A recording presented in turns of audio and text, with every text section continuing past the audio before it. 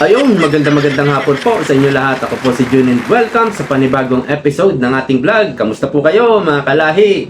Ay nako, matindi po ito. Malupit itong pag-uusapan natin. Siguradong iiyak dito si Hontiveros. Baka hindi lang umiyak baka maglupasay pa Kung dati nataranta siya sa paglabas ni alias Rene, dito lalo siyang matataranta. Dahil nag-file na po ng resolusyon itong si Robin Padilla kung saan iimbestigahan niya po itong mga binabayaran, itong mga bayad na witness, itong mga tanim witness. Siguradong kakabahan dito si Hontiveros. Kung sakali matuloy ito sa 20th Congress po ito matutuloy after po ng SONA ni PBBM. Ito po ay balita ng Inquirer.net. Robin Padilla urges Senate to prove witness bribery claims. Maganda daw po itong pag-usapan at magkaalaman dito, malaan kung talagang nagsasabi itong si alias Rene, kung talagang mayroong ginagawang kabulastugan at ginagamit ni Risa Hontiveros itong Senate para i-weaponize, para atakihin ang mga Duterte, dapat matanggal na itong senadorang ito. Di ba? Ginagamit po yung Senado sa kanyang negosyo basahin natin konti. Senator Robin Padilla has sought an investigation into allegation that witnesses are getting paid to testify in Senate hearing. The probe, according to Padilla, is aimed at protecting the integrity of the legislative process and ensure accountability and fairness in public hearings. Binababoy nito ni Hontiveros ang Senado, no? Maganda ito pag natuloy po ito. Dito talaga magkakaalaman kung kailangan tong mabulgar Kailangan malaman ito ng taong bayan ang pinaggagawa nito ni Risa Hontiveros. 'Di ba si alias Rene, sinasabi niya nakasama niya yung iba pang witness, si alias Amanda at si alias Jerome. Kung sakaling matuloy itong investigasyon na to, siguradong iimbitahan naman itong si alias Rene, no? Mai-imagine na natin pag ini-interview na si alias Rene. Mai-imagine na natin na siguradong bugbog itong si Risa Hontiveros. At si alias Amanda at alias Jerome, sana maimbitahan din dahil mga bayad din po ito Naalala ko tuloy yung preso na dinukot ng Quadcom, 'di ba? At tumistigo, nagbasa din ng affidavit laban kay Pangulong Duterte. Naalala nyo yon, yung mga preso? Galing kulungan yun pinagdadampot nila at pinaupo nila sa Quadcom hearing. Tapos pinabasa nila ng kanilang affidavit daw na gawa-gawa lang nila. Kasi halatang halata pag nagbabasa yung mga preso yung mga witness ko hindi nila mabasa ng dire-diretso. Ibig sabihin hindi sila ang gumawa ng kanilang affidavit. Di ba? Dapat maimbitahan din yan. At itong ethics behavior ni Risa Hontiveros, di ba? Mayroong magpapile dyan sa ethics committee para matanggal itong si Risa Hontiveros. Pag nagkataon gigil na gigil siyang ma-impeach si VP Sara, baka siya ang matanggal. 'Di ba? Hindi matanggal si VP Sara, baka siya ang matanggal bilang senador. Dapat itong si Risa Hontiveros makasuhan talaga, masampahan sa Senado. Yung ethics behavior ba yon doon sa ethics committee? Dapat talagang masampulan na ito. Kawawa daw, sabi ni Mig Subiri, si Risa Hontiveros, dahil mag-isa na lang siya, iniwan siya ni Kiko Bam, 'di ba? Dito lalo kang maaawa, Mig Subiri, kapag naimbestigahan na to si alias Rene. At I'm sure marami pang mga ibang testigo na susunod dito kay alias Rene. Dapat talagang mabulgar, malaman ng taong bayan itong ginagawa ni Risa Hontiveros, at sana madamay na dyan si Trillanes, yung kanilang mga gawa-gawang ebidensya, gawa-gawang kaso, mga tanim witness. Dapat malaman ng taong bayan yung mga ginagawa nila. Ituloy lang natin yung report, ano? In a still unnumbered resolution filed, na-filed na po 2 days ago yata ito, na-filed na ni Senator Robin Padilla. Early this week, the senator cited allegations that certain individuals have paid or offered incentives to a witness in exchange for testimony in support of a particular narrative. Malalaman din natin yung condominium, di umano, allegedly, ni Risa Hontiveros sa Maynila.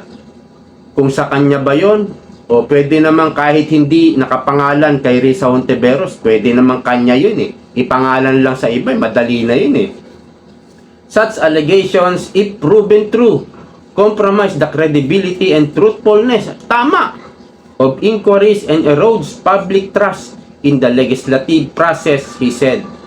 Padilla then stressed that it is imperative for the Senate to investigate the allegations to determine the institution's vulnerability to such unethical activities. Ayun na nga. Unethical behavior. Dapat talagang masampahan yan para maganda ito. Magkaalaman talaga kung itong si Risa Hontiveros ay dapat matanggal sa Senado, and to recommend measures that will protect the integrity of the legislative process and hold accountable and penalize the proponents of such unethical practices. Matindi. Talagang matindi. Ipipenalize, no? Kapag napatunayan na itong si Risa Hontiveros nagbayad. At take note, mayroong sinabi si alias Rene. Mayroon siyang ebidensya. Patay ka yan. Patay ka dyan. Patay ka dyan, Risa Hontiveros. Mas magandang maipresent yan sa Senado. Diba, nagsampa raw si Risa Hontiveros ng kaso diyan kay alias Rene. May papakita din ni alias Rene yung kanyang ebidensya sa korte. At ito namang mga vlogger na sinampahan din ni Risa Hontiveros, halatang halata yung move niya para mabasag niya yung sinabi ni alias Rene, para hindi maniwala ang mga tao kay alias Rene. Pati sa mga vlogger nagsampa siya ng kaso para kunyari hindi totoo yan, hindi totoo yan. Mga style nila kapag sila'y nasasakote na sampa ng kaso. His proposed investigation followed a viral video of former Senate witness Michael Maurilio alias Rene claiming Senator Hontiveros paid him 1 million to testify against jailed Kingdom of Jesus Christ KOJC leader Apollo Kibuloy, former President Rodrigo Duterte, and his daughter Vice President Sara Duterte. Yan po talaga yung ginagawa nila. Kita mo dito sa sa sabongero, di ba? Mga nawawalang sabongero. Ngayon si Rimulya naman, kinokonek naman yung war on drugs. Sino ba yung war on drugs? Tatay Digong yan Duterte yung war on drugs bakit ikokonek mo? Walang iniwan po yan kay kay Alice Goo, kinokonek ang Duterte. Sa Parmali, kinokonek yung Duterte. Sino nakasuhan ngayon? Hindi naman nakasuhan si Duterte sa Parmali. Si Briones. Saka si Liu. Lau ba yun? Si Lau. Kakasuhan ngayon. Ganun din kay Apollo Kibuloy, ikokonek si Duterte. Dito naman sa Sabongero. Nakita nyo? Kasi may palagi na silang ginagawa May pattern na ika nga ni Atty. Topacio. Ito yung pattern nila. Gusto talaga nilang i-connect. Bakit? Wala silang direktang maikaso sa mga Duterte. Wala talaga. At naniniwala tayo ang mga Duterte laging sinasabi wala silang ebidensya. Kung meron man silang sinasabi, mga gawa-gawang ebidensya lang. Malamang yung mga sakong nakukuha, inilaglag na yan, hinulog na yan bago pa magkaroon ng search and search and retrieval. Itong Coast Guard, mga hinulog na yan. Kita mo yung unang-unang nakitang sako sa gilid ng Taal Lake, Alam nila kung saan. Ang bilis nila makita sa lawak nun. Nakita agad nila yung sako na yon. Ang bilis, di ba? Alam kasi nila kung saan nila hinulog eh. Hindi ganun po. First day ng search and retrieval, nakakuha agad sila, nakita agad nila yon sa gilid ng lawa. Kasi alam nila kung saan nila nilaglag eh. So, bago pa sumisid yung mga Coast Guard, nilaglag na po nila yan mga ilang araw. Kita nyo yung sako, buo pa. Hindi mo malaman eh. Pinagtatanggol pa ng mga troll eh. Mula daw sa pagsisid, may dala-dala na silang sako. At nung nasisid na nila, ililipat daw nila sa bagong sako. Kasi pag binuhat daw, masisira yung sako. Pero wala naman tayong nakikitang ganon. Wala. Basta ang pinapakita lang na video, photo, eh yung paahon na. Mayroon na nakuha, paahon. Wala naman silang video na pasisid pa lang eh, na may dalang sako. Wala naman eh. Kaya, ang dami pong nagtataka. Buwan lang ang itatagal ng sako, magluluray-luray na yan. Hindi po yan tatagal ng 4 na taon. Imposible yung hindi malambat ng mga mangingisda yan. Malalambat yan, makikita yan ng mangingisda. Baka nga, umano pa yan, ang tawag nito, lumutang pa. Kasi, kapag magaang na yung, kunyari, may buto nga, ano? Buto, magaang na. Abon na. Unti-unti rin yan eh. Kapag nawasak yung sako, unti-unting kakalat yung abon na yan eh. At yung sako, maaring lumutang na po eh. Sinasabi, may pabigat daw. Mga nilaglag na po yan. Tanim sako po yan. Tanim buto. Sure yan. Sigurado po yan. Dito po sa administrasyon na to, sigurado. Meron pa ba? Hontiveros vehemently denied Maurelio's allegation against her. She has already filed cyber libel complaints against Maurelio Pagtanggol Valiente, the person behind the YouTube channel and Facebook page that uploaded the video, and other personalities who allegedly spread false and damaging narratives against her. Anong false sinasabi mo? Totoo to. Ha? Totoo to. Anong false? It was Hontiveros as head of the Senate Committee on Women who led the probe into Quiboloy's alleged involvement in large-scale human trafficking, rape, and other rights abuses. Okay, wag na natin ituloy. Dito po tayo kay abogado ni Pangulong Duterte, kay Attorney Kaufman. Mayroon pong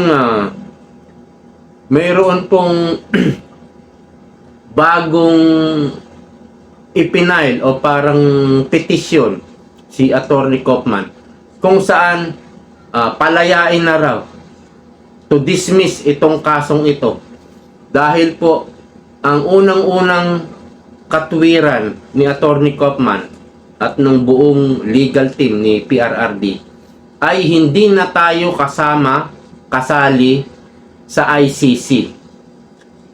Noong nag-imbestiga ang ICC, 2 taon, hindi na tayo kasali sa ICC. So, nawala kasi yung balita, hindi ko na makita eh. Basta, ang ginawa po ni Kaufman, parang hinihiling na niya sa korte na palayain na si Pangulong Duterte at i-dismiss na itong kasong ito. At ito nga pinaka-latest, ito, halos pagtawanan po ng kampo ni Duterte, itong latest evidence na isinabmit ng mga prosecution. Okay, ito, Duterte's legal counsel. No great surprises in prosecution evidence. Kumbaga halos pagtawanan na lang yung ebidensya ng mga kalaban. Walang kakaba-kaba, hindi kami kinabahan dyan sa isinabmit yung evidence, hindi kami nasurpresa, wala lang yan. Kasi lahat ng ebidensya nila, gawa-gawa lang. Yan po ang latest sa ICC. Okay, hanggang dito na lang po. Maraming salamat sa panonood. See you po next time. Bye-bye!